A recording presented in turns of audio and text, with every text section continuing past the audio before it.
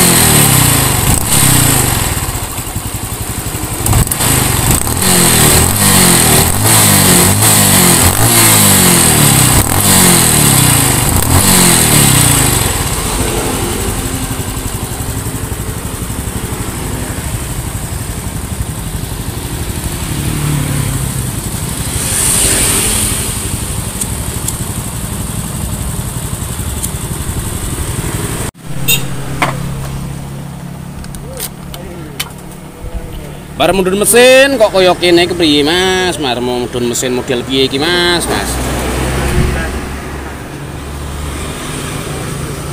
Penting aku mendoni tok iki. Aku mendoni iki, kudu aku sing garap iki maune iki, ora ngerti saka bengkel ndi, ora mudeng.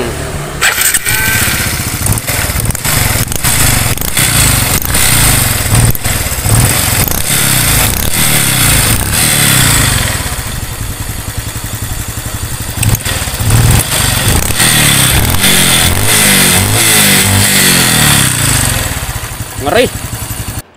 Oke, langsung saja cek ya. Langsung saja ke tahap intinya. Ini saya cek dulu di bagian jalur oli. Ini. Kalau di bagian saringan ini ada kotoran atau residu, itu pasti kemungkinan besar 100% sehernya pasti luka atau lecet ya. Nah kan, bisa dilihat ini di bagian saringan atau filter oli, ini kotor. Nah ini yang menyebabkan sirkulasi oli itu tidak lancar. Walaupun dilihat kasat mata ya di bagian head itu mungkin bisa mengalir, tetapi ya lancar, namun untuk bagian pompa yang ke arah keras atau stang seker dan oil jetnya itu tidak lancar, sehingga motor ini selalu mengalami masalah di bagian pistonnya, di bagian punggung piston, karena ini kotor seperti ini. Ini walaupun diganti oli secara rutin 1 minggu sekali, bahkan 2 minggu sekali, tidak ada efeknya, tidak berpengaruh gitu loh. Tidak berpengaruh karena di bagian saringan ini kotor. Jadi tahap selanjutnya itu ya wajib dibersihkan di bagian filter olinya ini. Kalau memang sobek silahkan ganti baru. Kalau hanya kotor seperti ini, usahakan itu dibersihkan benar-benar bersih. Intinya oli itu lancar, masuk ke bagian pompa oli itu lancar. Ini masih bisa masuk ke bagian pompa oli, itu masih bisa, namun kurang begitu deras atau lancar ya, karena ada hambatan, ada residu seperti ini. Ini kalau dari gram kampas kopling atau kampas ganda itu tidak mungkin seperti ini. Ini kotoran, bisa jadi karena sering dikasih oli bekas atau apa, saya tidak tahu. Intinya motor ini itu dalam kurun 1 bulan dilakukan penggantian piston itu 3 kali. Menurut konsumen itu 3 kali. Mau diganti piston model apa atau merek semahal apapun, sebagus apapun, tidak akan berpengaruh ketika di bagian filter olinya ini mengalami sumbatan atau tertumpuk oleh residu. Nah, kalau bersih seperti ini kan sirkulasi oli yang naik ke pompa oli itu lancar, otomatis semburan ke bagian keras melalui bak kopling bagian kanan itu tidak mengalami masalah. Jadi jangan salah, jangan hanya mengecek di bagian head saja, wajib mengecek di bagian semua komponen, terutama di bagian filter olinya ini, karena efeknya sangat-sangat buruk atau sangat berbahaya ya ketika mengalami kerusakan itu, apalagi sobek itu sampai berbahaya. Intinya ketika mengganti seger itu usahakan cek semua, paling penting itu cek di bagian jalur oli. Nah ini kemudian di bagian kampas gandanya atau di bagian apa namanya penampung kotoran atau residunya ini kan di sini ada tutupnya. Nah ini semacam ini kotorannya. Nah bisa dilihat kotorannya itu seperti ini. Jadi otomatis oli yang masuk ke keras melalui ini saringan pompa oli ini itu terhambat ya ketika bagian filter oli itu mengalami sumbatan. Jadi tidak boleh serta-merta ganti piston kemudian pasang, cek di bagian head itu mengalir sudah, itu tidak menjamin. Harus benar-benar dipahami atau diteliti jalurnya itu, terutama di bagian keras ini itu wajib benar-benar steril, bersih. Kemudian bagian bak kopling itu dicek apakah mengalami kelonggaran atau aus. Ketika mengalami kelonggaran, aus, oli tidak akan lancar masuk ke bagian keras. Mungkin ini sepele ya, mungkin sepele, tapi dampaknya itu sangat fatal sekali apabila tidak diperhatikan. Sekecil apapun ya kalau bisa diperhatikan, khususnya di jalur oli ya, di jalur oli, sirkulasi oli. Ini mungkin kalau jenis C series ya sudah hancur bagian nokon asnya dan pelatuk labnya, karena ini kan sistemnya roller ya, pakai roller atau pakai semacam kayak bearing gitu, jadi minim gesekan. Lanjut ke tahap berikutnya. Nah ini yang ditunggu-tunggu, benar kan? Dugaan saya itu benar bahwa sekernya atau pistonnya ini mengalami luka parah di bagian punggungnya atau di bagian in piston punggung in ya. Biasanya bagian bawahnya ini masih halus, walaupun rusak atau baret tapi tidak separah ini. Nah ini tanda-tanda bahwa oli itu tidak lancar masuk ke bagian keras, karena di bagian saringan atau filter olinya itu kan mengalami banyak kotoran atau residu. Akibatnya seperti ini piston baru, konsumen bilang baru. Makanya ketika menjumpai seperti ini susah kita untuk menjelaskan dan meminta konsumen untuk dilakukan penggantian. Nah kita harus jelaskan dan harus memberi keyakinan, benar-benar keyakinan kepada konsumen bahwa ketika nanti kita ganti itu tidak akan bermasalah lagi seperti ini. Nah otomatis kan yang dicari itu sebab utamanya apa ya, tadi filter atau saringan oli yang bermasalah.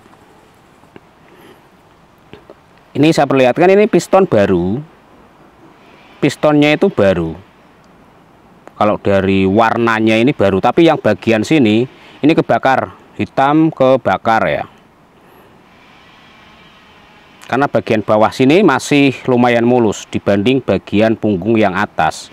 Untuk diameternya 51 berarti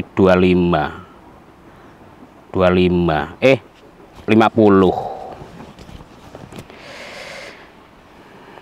piston ganti, kolter, sirkulasi oli dibenahi, diteliti lagi, rakit, inrayen.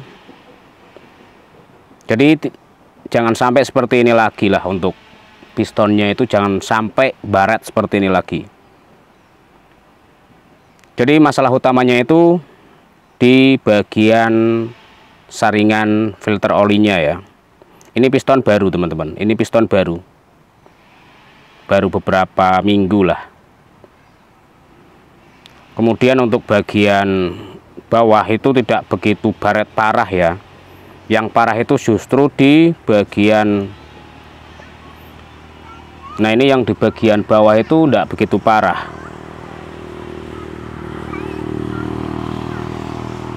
Luka namun tidak begitu parah. Tapi berbeda dengan yang di atas atau di punggung in.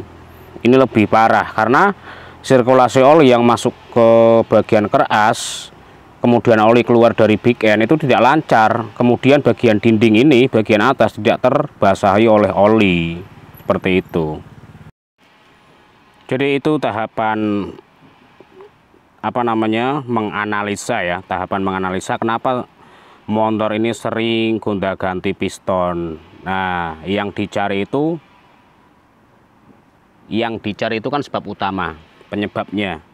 Misalkan seperti ini sudah saya kolter ya. Kemudian cek ini di bagian jalur oli itu ada bekas lem. Makanya selalu hati-hati, selalu teliti ketika akan melakukan perakitan atau pemasangan kembali ya. Karena jalur oli itu sangat vital, wajib dicek untuk sirkulasinya. Jangan sampai ada kotoran atau bekas lem yang menyumbat di bagian sirkulasi oli. Kenapa? Karena ketika kita menggunakan piston yang mahal atau piston yang original, ketika jalur oli itu tidak lancar ya, efeknya buruk teman-teman. Jadi sekali lagi, tetap hati-hati, teliti, jangan gerusak-gerusuh lah intinya. Semoga video ini memberikan manfaat buat teman-teman, khususnya yang pemula atau siapapun lah yang melihat video saya ini. Cek selalu dan teliti selalu ketika akan melakukan perakitan.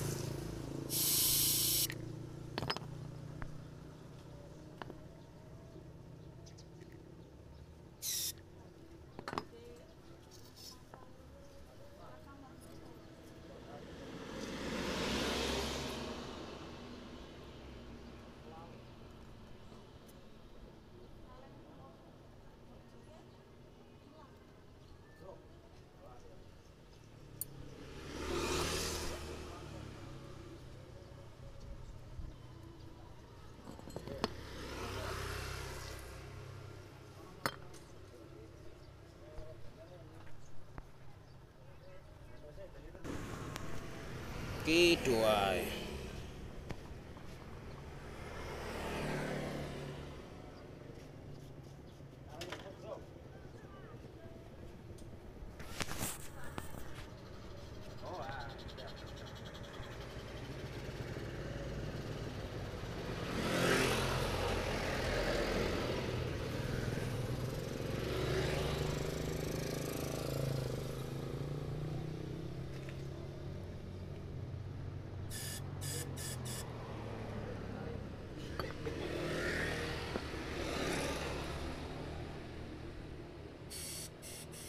Mampet.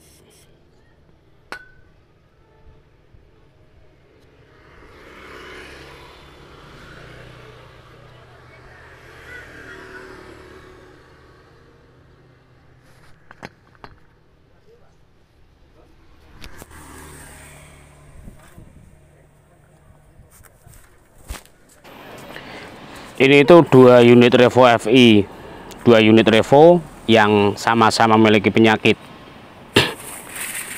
Sama-sama memiliki penyakit, yaitu dalam kurun 1 bulan itu ya piston itu sering diganti, tapi masalahnya tidak kunjung selesai. Selalu baret lagi gitu, seperti ini. Nah, ini 1 unit dulu saya selesaikan, kemudian nanti setelah 1 unit ini selesai, saya pindah ke unit berikutnya atau unit sebelahnya.